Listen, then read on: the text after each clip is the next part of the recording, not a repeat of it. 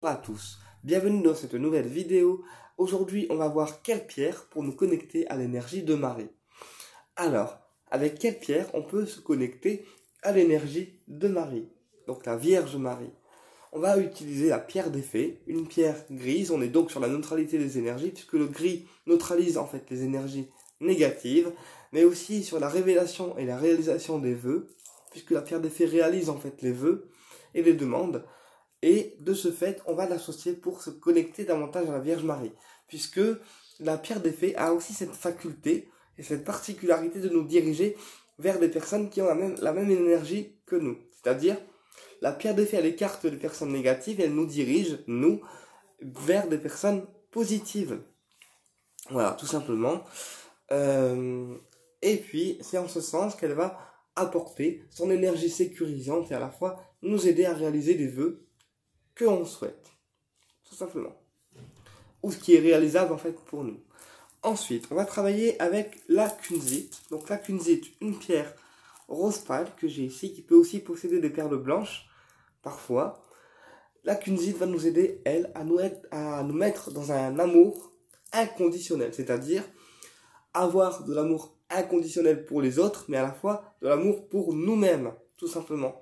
Que ça soit physiquement, énergétiquement, la kunzite nous apprend à s'aimer tel qu'on est, avec nos épreuves, nos bagages de vie, d'accord, et accepter aussi notre incarnation dans l'amour, tout simplement. Et puis elle a aussi cette faculté d'écarter les personnes négatives et nous diffuser des énergies uniquement d'amour, de bienveillance et de simplicité. La kunzite, c'est aussi une pierre qui va vous aider à ne pas être exigeant avec vous-même, parce que des fois il y a des personnes qui s'imposent beaucoup trop de choses par rapport à leur vie, par rapport à leurs tâches quotidiennes, ou qui sont trop dans la perfection, dans tout est parfait et je veux que tout soit parfait. Et bien la kunzite va nous aider en fait à ne pas avoir cet esprit un petit peu de perfection et se laisser un petit peu guider par la vie, tout simplement, et les choses simples, sans être trop exigeant avec nous-mêmes. Et en ce sens, la Vierge Marie, c'est aussi une divinité qui apporte l'amour pour la personne, et puis aussi qui la guérit, qui vient exaucer ses demandes. Voilà, et c'est aussi une divinité, une Vierge, oui, qui apaise les gens. En ce sens, la kunzite va remplir aussi ce rôle d'apaisement au niveau des angoisses qui resserrent au niveau de la gorge, et va aussi apaiser le sommeil, d'accord ? Et travailler bien évidemment sur le cœur, puisque c'est une couleur rose.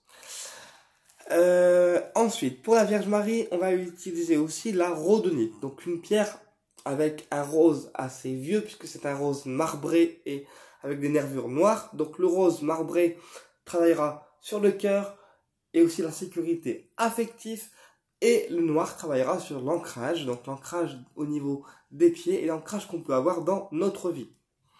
La rhodonite, c'est une pierre qui est directement reliée à la Vierge Marie, puisqu'elle apporte son énergie d'amour et à la fois de maternisation. C'est-à-dire que la rhodonite, elle maternise la personne. D'accord ? Elle la met en sécurité, tout simplement. Voilà. La rhodonite est une pierre d'apaisement. Elle apaise donc la personne, elle apaise son cœur, et puis elle permet à la personne de se sentir en sécurité et un petit peu lové. Donc qu'est-ce que ça veut dire lové ? Ça veut dire en sécurité et vraiment avoir l'énergie d'une maman, comme une maman qui nous couvre d'affection, qui nous couvre d'énergie positive. La rhodonite est également une pierre de changement. Elle apporte du changement dans toute situation, mais aussi au niveau amoureux. Elle permet de donner un coup de pied aux fesses, d'accord, pour relancer vos énergies amoureuses et votre attraction amoureuse, d'accord. Et elle permet aussi, avec sa couleur noire, de couper avec des relations qui sont toxiques, donc pas forcément bonnes pour nous. Et puis également avec la Vierge Marie, eh bien on va travailler avec la sélénite, puisque la sélénite c'est une pierre transparente blanche, et la sélénite va nous aider en fait à pouvoir contacter des entités bienfaitrices, des entités de lumière, comme des anges, des archanges, la Vierge Marie, Jésus. Après ça dépend de qui on appelle, avec qui on travaille, mais je sais que la sélénite est une pierre extrêmement puissante pour contacter des entités de lumière et contacter nos guides, voilà, tout simplement. Je parle aussi du chapelet, parce que j'ai reçu un chapelet de la part d'une cliente donc à moi, qui a été à Lourdes, là, il y a quelques semaines. Donc elle m'a ramené un chapelet béni, et elle m'a ramené un bracelet, voilà, de la Vierge Marie, justement, en bois. Tout a été béni, hein. Donc le chapelet, à quoi il sert en énergétique au niveau de la Vierge Marie? Eh bien, le chapelet, il sert en protection. Alors, on a des pierres de protection contre les dégagements, comme la tourmaline, comme l'obsidienne noire, comme des pierres comme la labradorite noire, qui vont être des pierres de protection au niveau des soins énergétiques et des dégagements. Mais la plus forte des protections, c'est le chapelet. Pourquoi? Parce que le chapelet, il est directement relié, en fait, à la Vierge Marie, puisque c'est relié à Jésus, aux prières, à l'église et à son énergie. Et donc, quand on porte un chapelet autour de nous, quand on fait une séance de soins ou un nettoyage ou un dégagement, eh bien, ça nous protège contre toute entité qui souhaite ou qui souhaiterait nous incorporer, voilà, et qui souhaiterait nous attaquer. C'est-à-dire que le chapelet il dissipe en fait les attaques que nous on peut recevoir, que ce soit des personnes physiques ou des entités négatives. En ce sens, quand je fais un nettoyage moi sur quelqu'un ou moi-même, voilà, eh bien, je porte un chapelet quand j'en ai un. D'accord? Et je mets de l'eau bénite dessus, de l'eau bénite, d'accord? Et après je le porte au niveau du cou et ça protège en fait la séance de toute présence négative ou de tout ce qui est extérieur en fait à la séance. Donc le chapelet c'est aussi une très bonne protection au niveau de la Vierge Marie puisqu'il nous protège tout ce qui est occulte envoyé contre nous, que ça soit visible, d'accord, ou invisible.